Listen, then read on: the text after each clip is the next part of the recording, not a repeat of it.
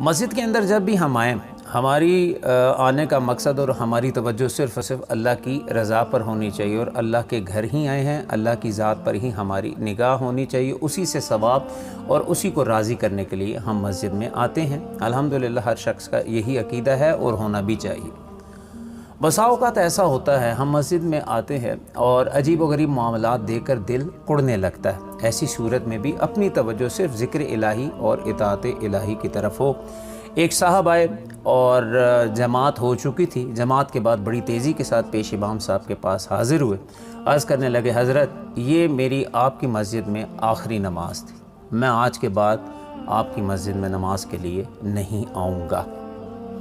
पेश इमाम साहब ने पूछा, हज़रत उसकी वजह क्या हम हैं, मस्जिद इंतज़ामिया है, या फिर मैं वजह पूछ सकता हूँ आप क्यों नहीं मस्जिद के अंदर आएंगे, हालांकि आप तो पुराने इस मोहल्ले में रहने वाले हैं।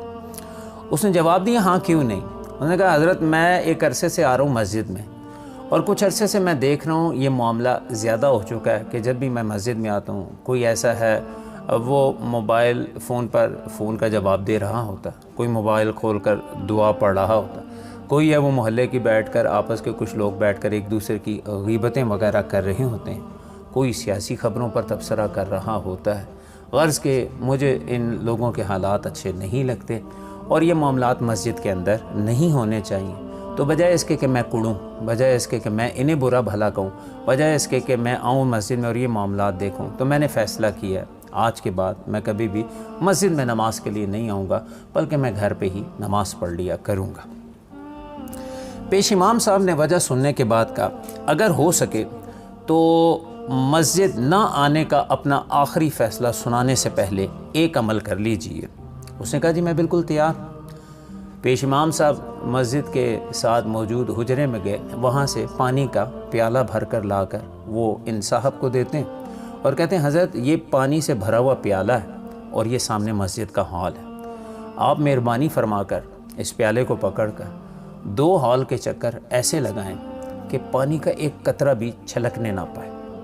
उसने कहा, हज़रत ये कौन सी बड़ी बात है, अभी किए देते हैं। सो पहला चक्कर लगाया, दूसरा चक्कर लगाया और थोड़ी देर के बाद वो पेश इमाम साहब के पास आया, लीजिए हज़रत आपकी हमने ख्वाहिश पूरी कर दी, आप देख लीजिए इसमें से एक कतरा भी पानी का छलका नहीं है। हज़रत बड़े खुश हुए और कहा कि क्या आपसे एक सवाल पूछ सकता हूँ। कहा, ज़रूर पूछिए।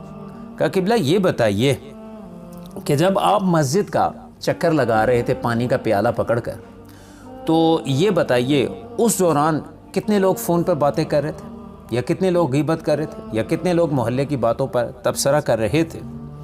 उसने कहा, हुजूर किबला मेरा तो सारा ध्यान इस पानी के प्याले पर था कि कहीं पानी छलकने ना पाए, कोई एक कतरा भी मस्जिद में गिरने ना पाए, इसमें मेरी शर्मिंदगी थी, मैंने तो उनकी तरफ तवज्जो ही नहीं दी।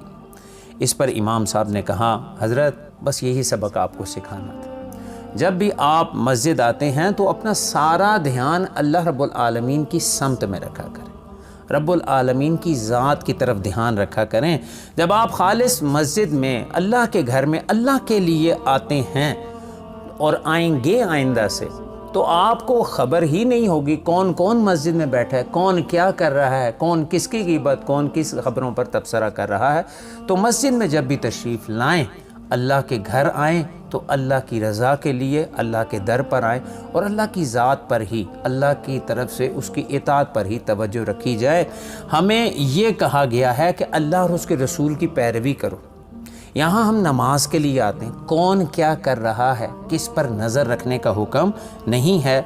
जब अल्लाह से राब्ता हमारा मजबूत होगा तो फिर हमारे पास वक्त ही नहीं होगा कौन क्या कर रहा है। ये सबक मस्जिद का सबक भी है, ये सबक अमली ज़िंदगी का सबक भी है। और टेंशन, कुड़न और हाइपर टेंशन ज़्यादा बढ़ रही है। हर शख्स कहता है वो क्या कर रहा है, वो क्या कर रहा है, वो क्या कर रहा है, मैं बड़ा परेशान हूँ, हमारा मुआशरा, हमारा इर्द गिर्द सब लोग बिगड़े हैं। ख़बरदार, अपने ऊपर नज़र रखें, अपने रब के साथ ताल्लुक़ को मजबूत बनाएं, इंशाअल्लाह मसले हल होते जाएंगे। अल्लाह ताला हमें सच्चा ताल्लुक़ नसीब फरमाए।